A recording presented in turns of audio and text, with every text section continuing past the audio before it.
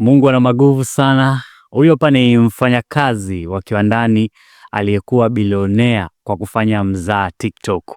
Akiwa na umri wa miaka 24 tu aliweza kutengeneza dola milioni 10 kwa mwaka kwa kutengeneza maudhui tu kwenye mtandao wa TikTok. Haya hapa ni mambo matano usiyofahamu kuhusiana na Khaby Lame. Jambo la tano litakushangaza zaidi. Moja, Khaby Lame na familia yake walitoka Senegal na kuhamia Italia kwa ajili ya kutafuta maisha mazuri. Kipindi cha corona, Khaby Lame alipoteza kazi yake ya kiwandani. Akiwa na miaka 20 tu, mwaka 2020, alidownload TikTok na kutengeneza video za kuwakosoa watu waliokuwa wakicomplicate life in simple language.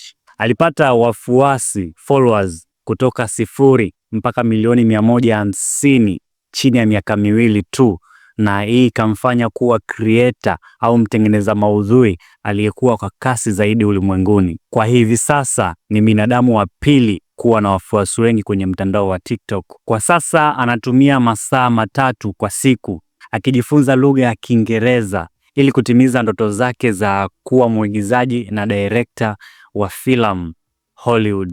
Jambo la tano, Khaby Lame amefanikiwa kupata umaarufu wote huu na kuwa binadamu wa pili kuwa na followers wengi TikTok bila kuongea neno lolote.